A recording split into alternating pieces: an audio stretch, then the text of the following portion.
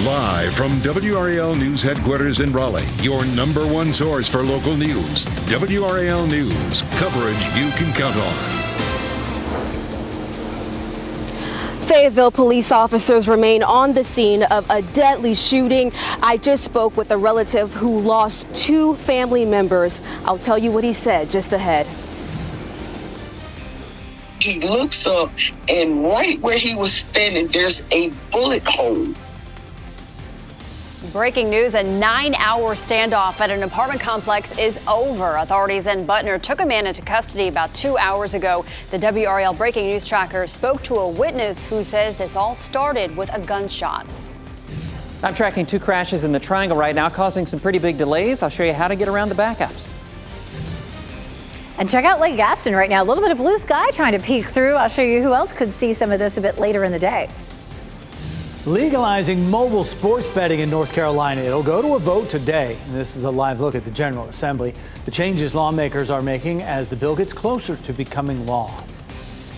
8 o'clock on your Wednesday right now. We're so glad you're making us your choice for news. I'm Jeff Hogan. And I'm Michelle McConaughey. Starting off today like we did yesterday, a little cloudy.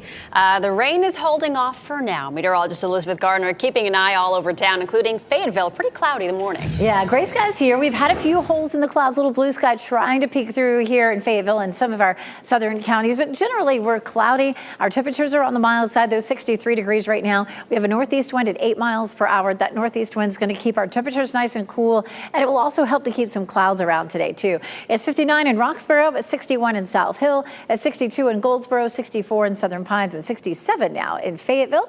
We take a look at our hour-by-hour forecast. We're going to climb to 70 at lunchtime, and we'll be in the mid to upper 70s this afternoon. We'll definitely see more clouds and sunshine across the area as a whole, but there are going to be some holes in the clouds, especially once we get to late afternoon and evening. We're going to walk through Futurecast and talk about when we'll have our next best chance of rain coming up. Brian? Taking a look at traffic here, we've been following breaking news in Raleigh with a crash on 440 westbound right around the Six Forks Road and Glenwood Avenue interchanges. Over the past few minutes or so, maybe 10 minutes, we've seen some of those delays easing up right around that crash site itself, especially between those 2 interchanges. So it's some indication that maybe they're starting to get this crash cleared.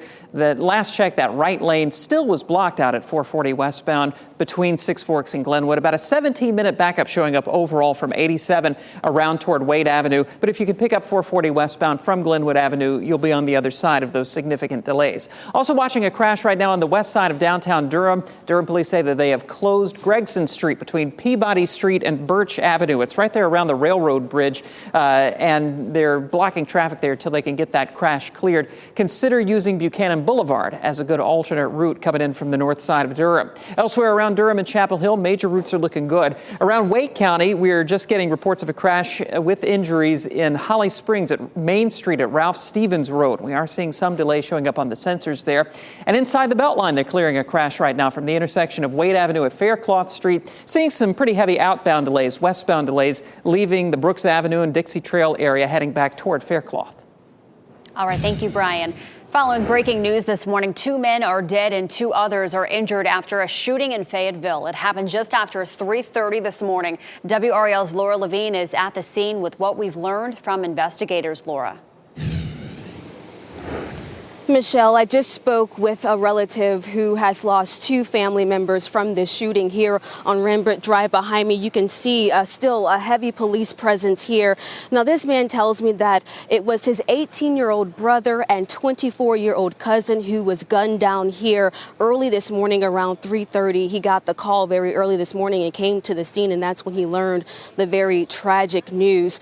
Neighbors telling me they heard about 15 to 16 gunshots fired off here as well. We do know that there were 4 people total who were shot. 2 people are in the hospital. 1 person with life-threatening injuries. Another person is expected to be okay. You can still see a lot of activity here to the left of me, a lot of focus here just past these bushes where officers are kind of still collecting evidence and working to piece together what actually happened here. And that's the big question. What led up to the shooting? That's what we're working to find out.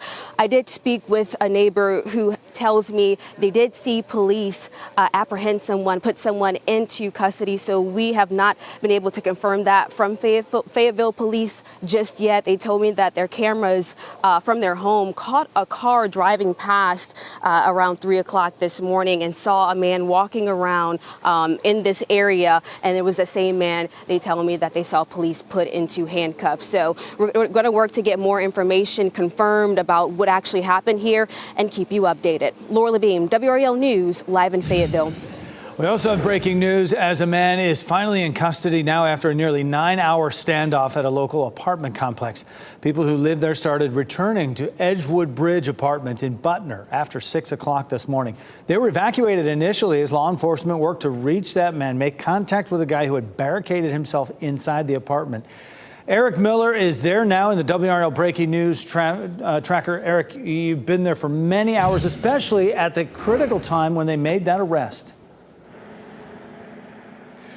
Right, Jeff, a lot of relief in that moment and a lot of relief now as those first responders have finally cleared away after this tremendously long standoff. You take a look at some of the video from this scene earlier, you can see just how many resources were brought to bear here.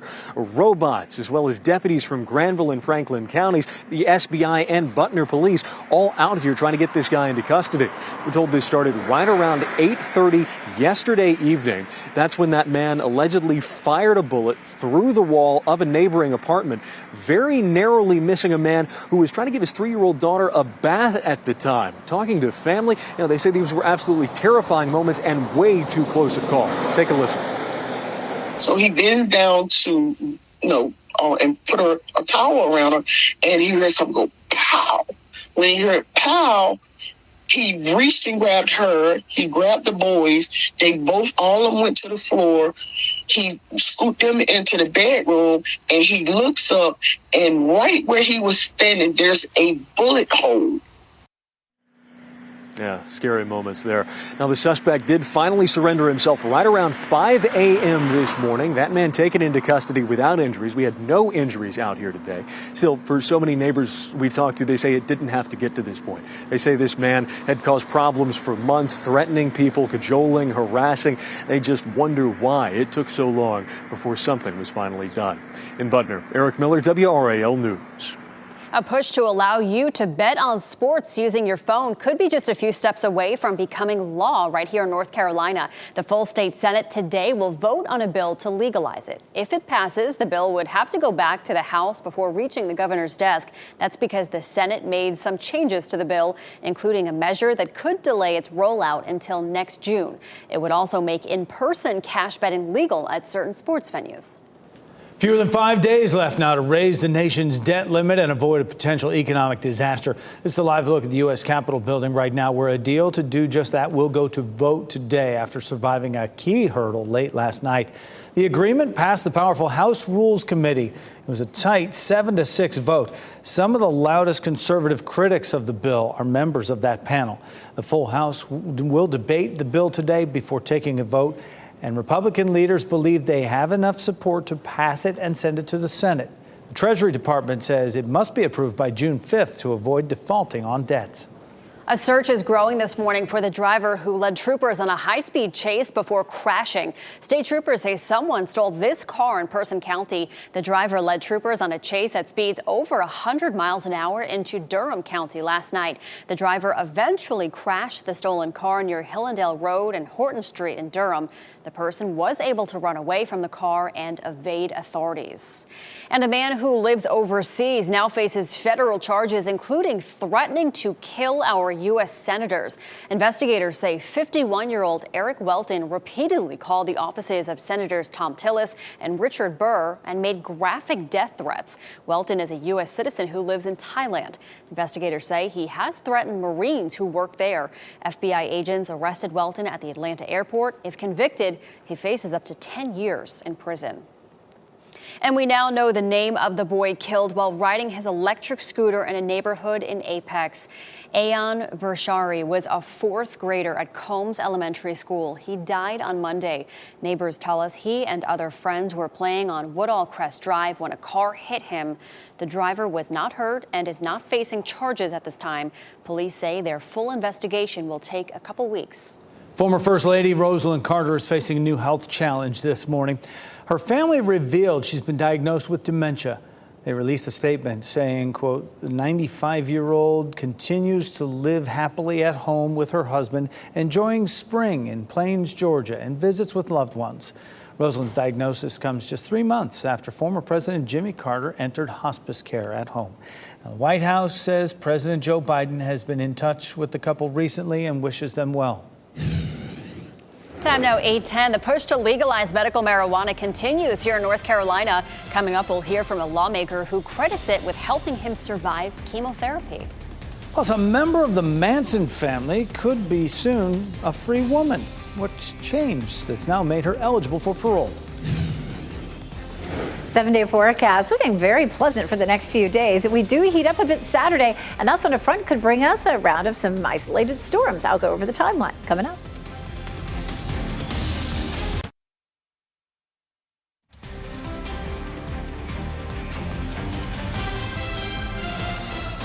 Welcome back. 8:13 on your Wednesday morning. You are looking live at Fayetteville, a cloudy Fayetteville this morning. You're watching WRAL News, available on YouTube TV and the WRAL app on your TV or streaming device. A lot of us waking up to those clouds this morning. Elizabeth Gardner standing by. I think it says it all behind you. Unsettled weather continues. That seems to be a pattern lately. You know, it rolled right in here just in time for the holiday weekend, and it does not want to leave. So we do still have that unsettled pattern with us. We're looking at a very slim chance of rain this afternoon, but the clouds are going to be with us on and off through the rest of the day today. Our next big event is a cold front that comes through on Saturday. That will bring us our next best chance of rain and a few isolated thunderstorms. It looks like it's going to be fairly late in the day, so not going to be a washout Saturday. And Sunday looks nice and dry. Watching the tropics, you know, tomorrow is the first day of the hurricane season, and there's a low that may develop in the Gulf of Mexico. It does not look like it's going to cause any real problems, but we'll take a look. We're all dry on the radar right now. We had some drizzle earlier. You can see the streets still wet in Chapel Hill, but it looks like the drizzle has all ended. We're looking at cloudy skies in Fayetteville, of course. We just saw that's a look at our Fayetteville newsroom. Goldsboro's cloudy, so is Apex.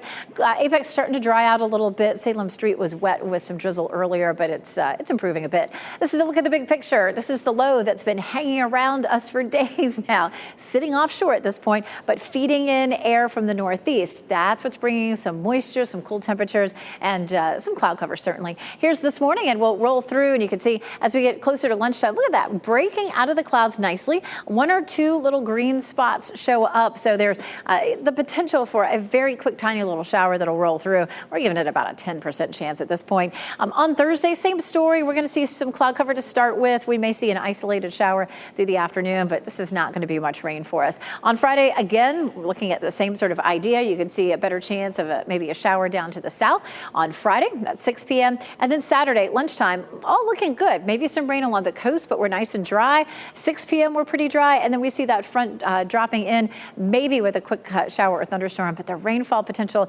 even with that front on Saturday, is looking pretty minimal. As a matter of fact, take a look at our forecast rainfall between now and Sunday. A lot of our viewing area is just dry, maybe a trace. And then you get farther to the south, say from Fayetteville over toward Clinton and southward, maybe 1/10 of an inch. So we're really not looking at much rain at all out of this. Here's where our system could start to develop. The Hurricane Prediction Center, the National Hurricane Center has given it a 10 to 20% chance of developing in the next several days. It's likely to move across the Florida Peninsula and redevelop here off the coast of the southeast. And it looks like it wants to push up toward North Carolina. But once we get into early next week, we get a big push of air coming out of the north, and that northerly flow is going to push it away from the southeast and out into the Atlantic. At least that's the way it looks right now. Stay tuned. The warmest days of the week will be Saturday and again Tuesday, and both of those days we could see an isolated thunderstorm. Other than that, we're looking pretty dry, Brian. All right, let's take a look at traffic here at 8:16. Some improvement out on the Beltline. That earlier crash on 440 westbound between Six Forks Road and Glenwood Avenue appears to have cleared. Still seeing some lingering delays between Newbern Avenue heading out toward Capitol Boulevard. Latest update from our sensors out there indicating a 5-minute backup overall. So looking a lot better at this point. We still have a few other crashes in Raleigh. We'll show you some of those in just a moment. Want to talk about this other road closure in Durham. This is on the west side of downtown Durham. Gregson Street blocked between between Peabody Street and Birch Avenue as they work to clear a crash from right around the railroad tracks, that bridge there at the Pettigrew Street area. Just allow some extra time through there. Consider using Buchanan Boulevard as a good alternate. Taking a look at a couple of crashes I'm watching in Raleigh right now, a crash with injuries at least partially blocking that intersection at Brentwood Road at Raleigh Boulevard. Seeing some pretty heavy delays on that northbound side of Brentwood, heading away from the Beltline out toward Raleigh Boulevard. Also, a crash on the south side of Raleigh at Tryon Road at Avon Ferry Road with some westbound delays building on Tryon right now. And in Holly Springs, we have a crash at Main Street at Ralph Stevens Road in the clearing stages. A Durham man who has spent 15 years in prison for shooting a police officer is trying to get his conviction overturned. His lawyers say police arrested the wrong guy. WRAL was in court yesterday for the hearing. Kevin Johnson was convicted for the 2007 crime, yet has always maintained his innocence. The North Carolina Center on Actual Innocence took on the case and has now filed a motion that would dismiss the charges. They say a key witness has recanted his testimony and now admits Johnson wasn't there. The law enforcement failed him. I think the officers were cutting deals and they ignored leads that were much more reliable. They were trying to that tunnel vision and bias, which we see it a lot, especially in an officer shooting. The hearing resumes tomorrow morning. The decision on whether to dismiss the charges is ultimately up to the judge. If Johnson's charges are upheld, he's scheduled to get out of prison in 2033.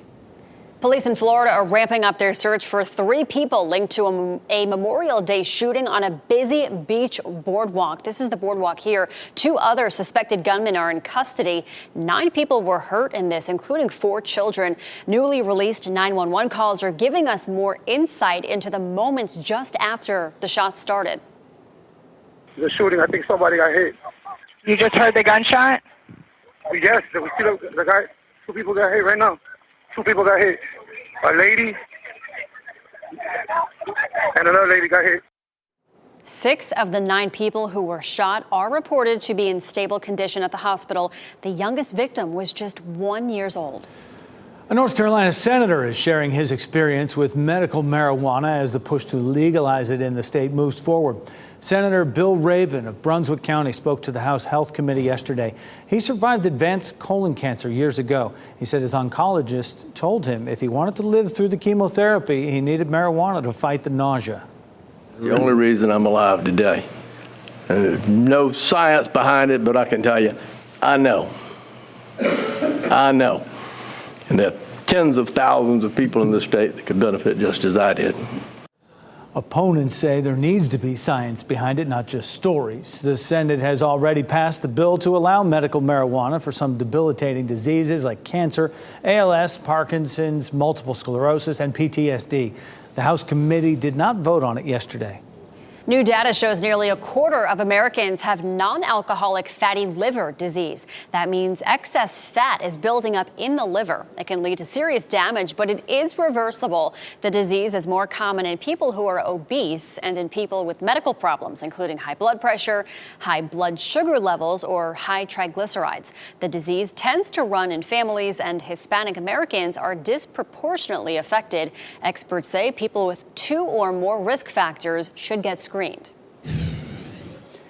And happening now in the WRAL Live Center, South Korea this morning reporting that it has recovered the potential wreckage from a North Korean spy satellite that failed to launch into space. This is brand new video into a newsroom in the last half hour from the South Korean Ministry of National Defense. The failed launch sent the booster and payload plunging into the sea. Now, the flight was North Korea's 6th satellite launch attempt and the first since 2016. It was supposed to put North Korea's first spy satellite into orbit. No word yet from North Korea on this developing story. Of course, any new information about it, we'll share it with you here in the WRAL Live Center. Thanks, Ken. A Chinese fighter jet aggressively intercepted a U.S. spy plane. This was all caught on camera. You want to take a look at this?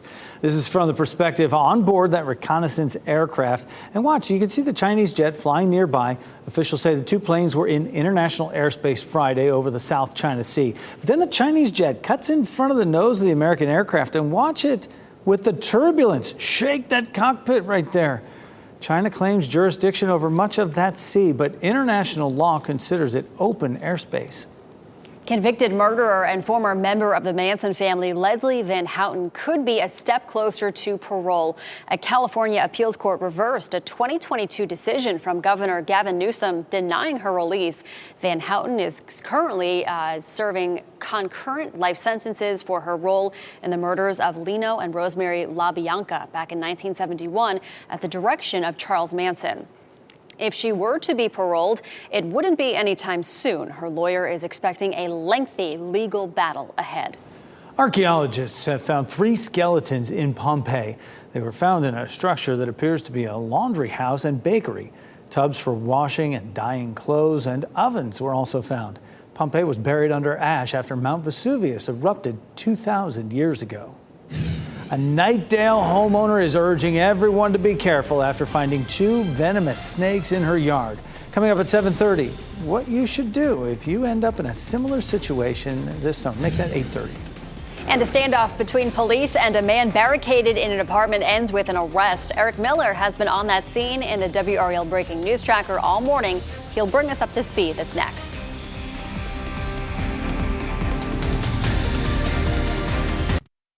As you get into your car, tune to WRAL News Plus on your radio. In Raleigh on 99.3 FM. In Durham, 96.5 FM. And everywhere on 101.5 HD3.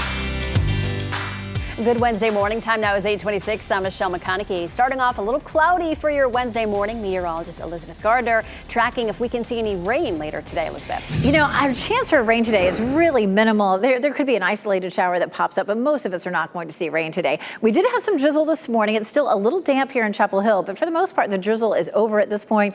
We have clouds lingering, but we should see a little sunshine breaking out mid to late afternoon in a few places. 61 in Lewisburg, 68 Fayetteville, 62 degrees in South Hill. So it's a nice mild start this morning. It's definitely a little muggy with all the moisture that lingers. Our temperatures this afternoon climb into the mid to upper 70s.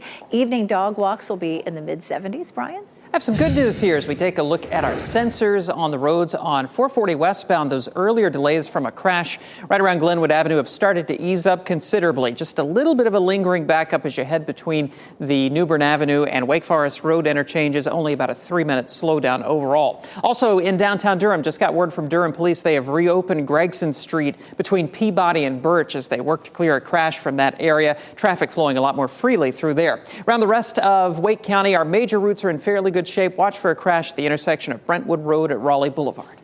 All right, thank you, Brian. A 9-hour standoff between law enforcement and a man barricaded inside an apartment is over. A man was brought into custody around 5 o'clock this morning at the Edgewood Bridge Apartments in Butner. Officers say the man shot into a next-door apartment while a family was inside, prompting that standoff. Nobody was injured.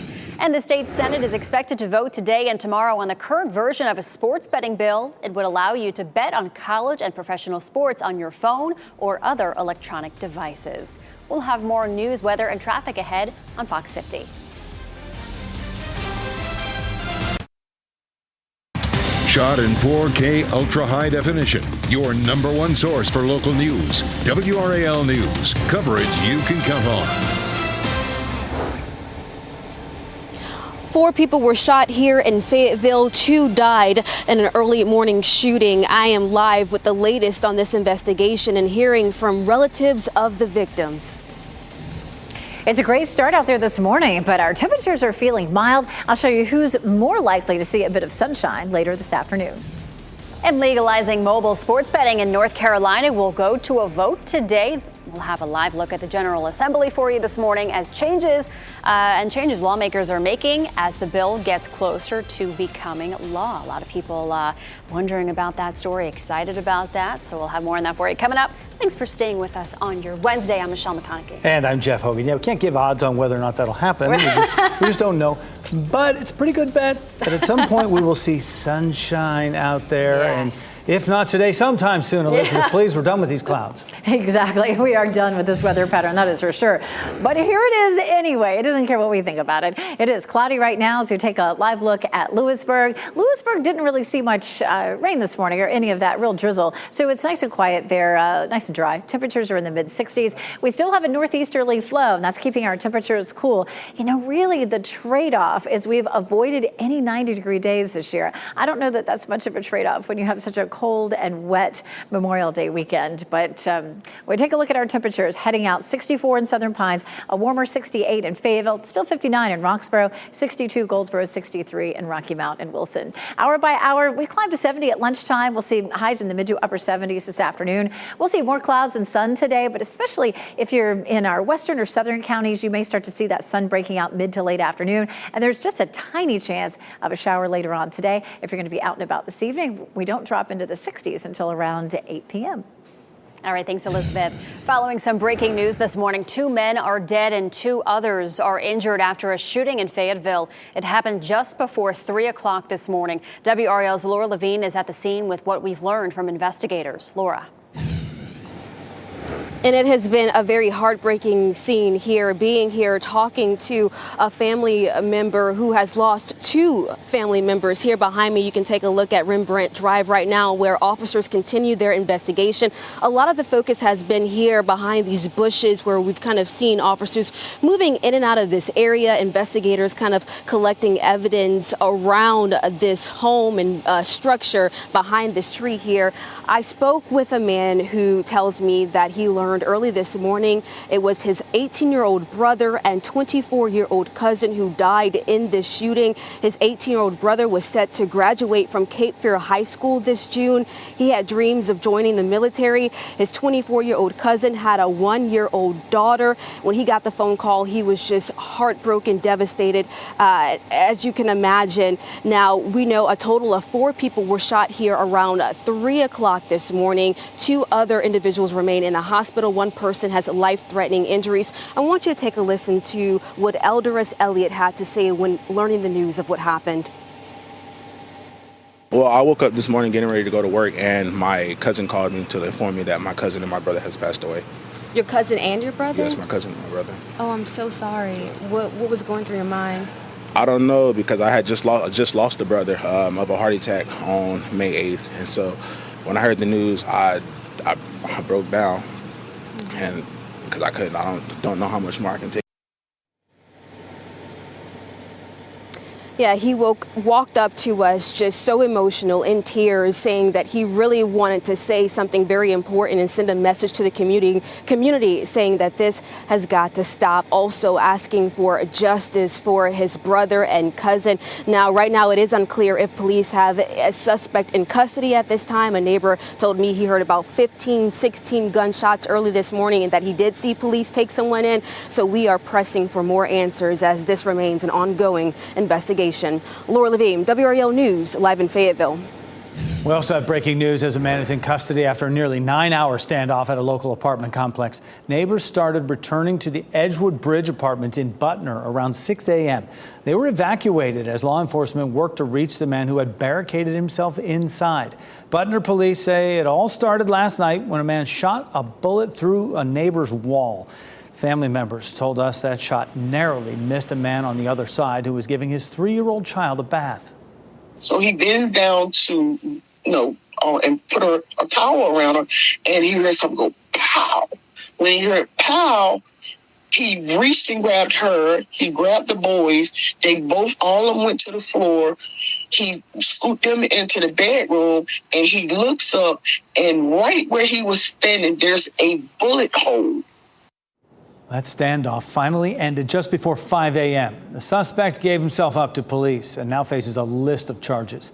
The people who lived there tell us the man had threatened and harassed them many times before. A push to allow you to bet on sports using your phone could be just a few steps away from becoming law in North Carolina. The full state Senate will vote today on a bill to legalize it. If it passes, the bill would have to go back to the House before reaching the governor's desk.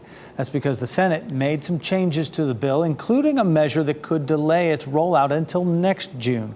It would also make in-person cash betting legal at certain sports venues.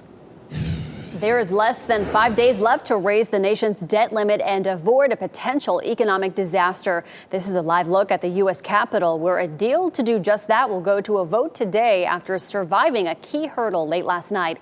The agreement passed the powerful House Rules Committee by a tight 7-6 vote.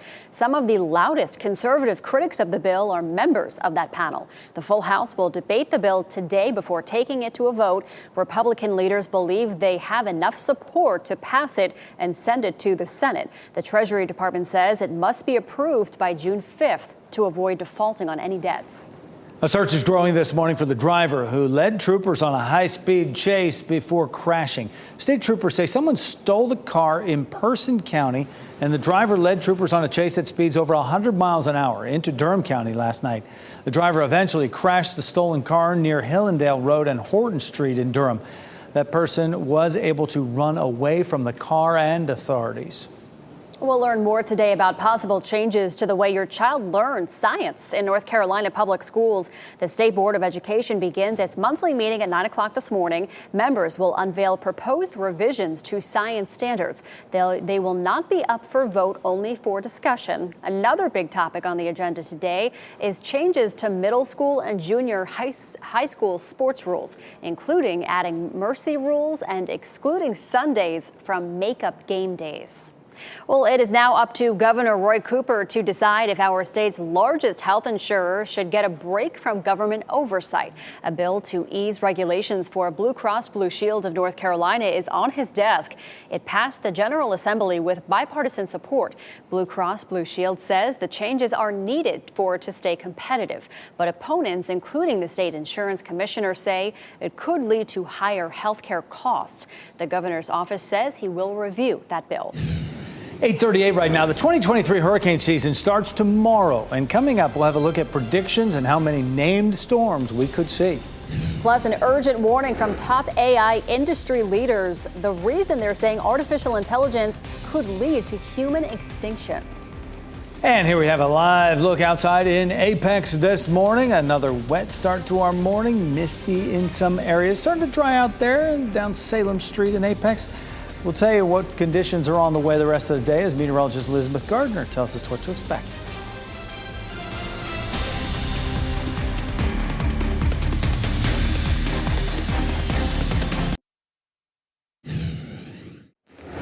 Happening now in the WRAL Live Center, Wall Street expected to open in the red when the opening bell sounds in about 45 minutes from now on this final day of May. Taking a look at Dow futures this morning, the big board, you can see Dow futures off more than 100 points.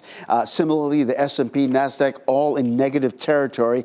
Here's the thing. Investors are keeping an eye on the debt ceiling debate. As we reported this morning, a vote is set to happen in the House later tonight.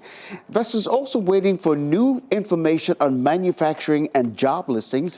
Of course, we'll have the opening numbers in our next hour of news right here on Fox 50.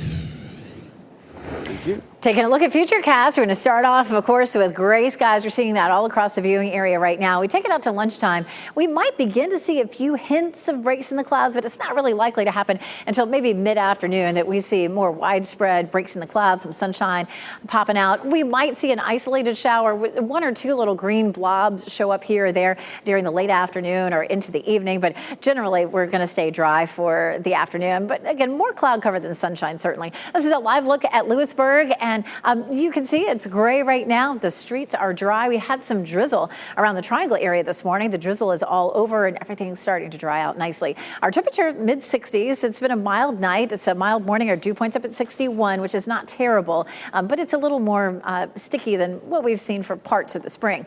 Our temperatures by lunchtime climb into the low 70s, and we'll see a high this afternoon, 77 in Raleigh, 76 in Durham, and 79 in Fayetteville. So feeling very pleasant for us this afternoon. The Durham Bulls are in town. They have a makeup game tonight, so it's a different time start. It starts at 5:30 because it's a makeup game. Temperature around 77 degrees. Some cloud cover. There may be a few holes in the clouds here and there, but it really looks like it's going to stay pretty dry for us today, tomorrow, and Friday, especially in the evenings. 6:35 on Thursday, 76 degrees, and Friday's game 79. We are not looking at very hot conditions, and again, some cloud cover on and off, but our chances for rain the next 3 days are pretty minimal. 80 84 is our normal high temperature, so we're below that today and tomorrow. And then Friday, looking more normal at 84, and Saturday at 86 degrees. We've been very fortunate, of course, not to have any, in my book, not to have any 90-degree days yet. We tend to see our first average 90-degree day of the year on May 11th, and here we are about to jump right on into June without one. Yay! But our dew points have started to creep up. Dew points in the 60s feel a little more sicky than in the 50s, and we're going to see a cold front Saturday that comes through with a chance of a late day shower or thunderstorm, but behind it we see some cooler, drier air moving back in. And after that, we're really set up for another cool week next week, June 5th through the 9th. We have a good chance of below normal temperatures, so we may move it all the way out, through the whole first week of June without any 90-degree temperatures. So we're definitely living on borrowed time. Our two best chances for rain this week will be Saturday and Tuesday. It's just a 30% chance each day. A few pop-up showers and thunderstorms in the afternoon and evening. Also factoring in, as you know, Elizabeth, tomorrow, the official start of the 2023 hurricane season. And while many are hoping a calmer summer will come our way after last year's devastating storms, there are a couple of factors at play that are battling each other and will ultimately determine whether there's trouble coming in the months ahead. Lauren Blanchard has more.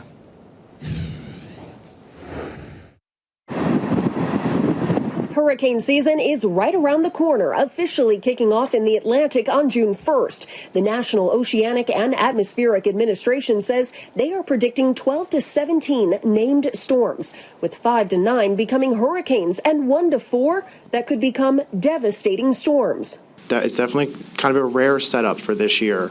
And that's why our probabilities are not 60 or 70%. They are a little bit to reflect that uncertainty. Their predictions come with a disclaimer. There are two conditions making it harder for meteorologists to precisely predict whether it will be calmer than usual or dangerous. So you have these two big factors at play, one trying to drive it to a very quiet season, the other trying to bring it to a very busy season. First, there is this year's El Nino, which would normally calm the waters in the Atlantic. However, the waters are unusually warm, which makes for ripe conditions because warmer water means stronger hurricanes. Normally, a much warmer than normal Atlantic leads to a well above normal Atlantic hurricane season. The 2022 Atlantic season had 14 named storms with 2 major hurricanes, Fiona and Ian, which caused billions of dollars in damage and killed dozens. Both of those names were retired. This year, up first, the list will start with Arlene and Brett. The 2023 season runs until the end of November. As Lauren Blanchard reporting, and as with all severe weather, the safest and smartest thing to do is to pay attention to your local media, listen to those instructions and evacuation orders from officials as well. And as we head into hurricane season, be sure you have the WRAL weather app so you can stay ahead of any weather-related concerns. It's free wherever you get your apps. A South Carolina convenience store owner charged with the murder of a 14-year-old boy remains behind bars this morning. A judge did not set bond for Rick Chow during his first court appearance yesterday. Deputies say Chow chased and shot Cyrus Carmack Belton in the back outside his store in Columbia. Investigators say Chow accused the teen of stealing a bottle of water, but the sheriff says there's no evidence the child stole anything.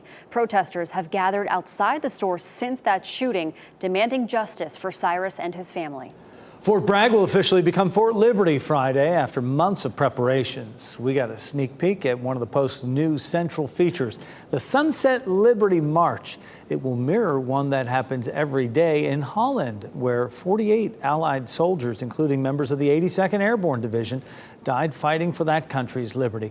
Beginning tomorrow night, the Sunset Liberty March will take place nightly, a half-mile walk on Liberty Trail, formerly Bragg Boulevard.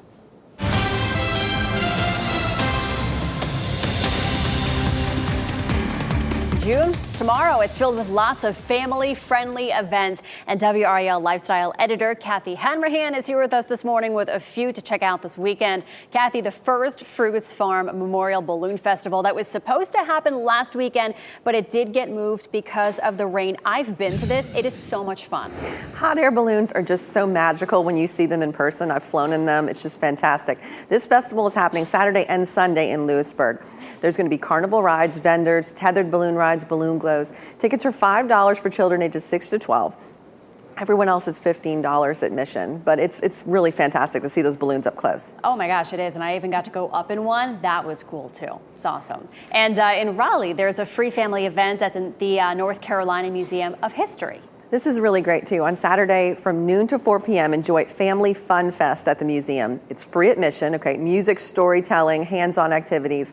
Just a great thing for young kids. And it's free, so it's awesome. Also on Saturday, Box Yard and Research Triangle Park, they also have a family-friendly event happening. I love Box Yard. They're celebrating their second birthday with a family-friendly event with inflatables and games. There's going to be a moonwalk, spin art, water tag. The event runs from 11 a.m. to 3 p.m. And Saturday is going to be busy, Kathy. The Bimbe celebration's also happening. This is a wonderful event from 1 to 7 p.m. It's a very family-oriented at Rock Quarry Park in Durham. It's a celebration of African and African-American history, arts, traditions, and culture. There's going to be live music, arts and crafts, a family fun zone, and also admission is free. Amazing. I love that. So many options for family fun all this weekend, Kathy. Thank you. And for a full list of events coming up this June, you can go to WRAL.com and search the keyword WRAL family. Thanks, Kathy. A Wake County woman is warning people to watch their step outdoors after she spotted 2 copperheads in her backyard right near her 2 dogs. Jessica Price saw the snakes mating near her back porch in Knightdale. Wildlife experts say this is mating season for the species, which is the most common venomous snake in North Carolina. Experts say if you see snakes mating, don't try to remove them and don't try to kill them. Because, at that point, those snakes have got more on their mind than a dog or a person. Yeah, so just avoid them. During mating season, snakes are drawn to warm areas that keep them from becoming prey for things like hawks and owls. Our Teacher of the Week has spent 30 years helping students find their footing in life. And WRAL's Brian Schrader introduces us to a Raleigh educator who keeps one of her heroes in mind every day in her classroom. Shelley Godwin originally thought she wanted to be a juvenile probation officer. I thought, no, I'd really like to get with kids before they get into the system and, maybe do some preventative work. Godwin has been teaching for 30 years at Mary Phillips High School in Raleigh. It's an alternative school that helps students who haven't been successful in traditional settings. She says the administrators and her fellow teachers at Mary Phillips are changing lives. Here, I know I'm making a difference, and I can see the difference I make in these children. And then they give me much more than I give them, much more. And check out that shirt behind her. I asked her, what would Dolly do? Dolly would come in this classroom every single day, and she would put a smile on her face, and she would do everything she has to do to help these children. I feel like I'm doing Dolly's work here. Shelley Godwin is WRAL's Teacher of the Week. I'm Brian Schrader, WRAL News. And Dolly would be proud. You can look at all of our honored teachers and nominate a teacher you'd like us to recognize. Go to WRAL.com and enter Teacher of the Week in the search box. Here's a chilling warning about the dangers of artificial intelligence. Industry leaders say it could lead to the extinction of the human race. Hundreds of top AI scientists, researchers, and others issued the warning in a one-sentence open letter yesterday. They say the rapidly advancing technology should be viewed as a priority alongside pandemics and nuclear war. They list those as systemic bias, misinformation, malicious use, cyber attacks, and weaponization. The FDA is issuing a warning about some approved treatments for diabetes and weight loss. The agency says compounded versions of drugs, including Ozempic and Wegovy, are not reviewed for safety, effectiveness, or quality. Both drugs are on the FDA's drug shortages list, which sometimes leads to compounded or mixed versions being prepared. The FDA says it has received reports of side effects in people who use the compounded version. California is using goats to reduce the risk of wildfires spreading. They help to clear weeds and shrubs along hillsides. And here they are near a neighborhood in Sacramento. California was ravaged by several years of fires that scorched millions of acres, destroyed thousands of homes, and killed dozens of people. The goats can graze in steep, rocky terrain there. It's hard to access, and it helps reduce the spread of flames, and the process is also eco-friendly. Seems to make sense. Yeah. Good climbers, yeah. Before we go to break, here are the winning lottery numbers, and we will get another check on weather and traffic straight ahead next.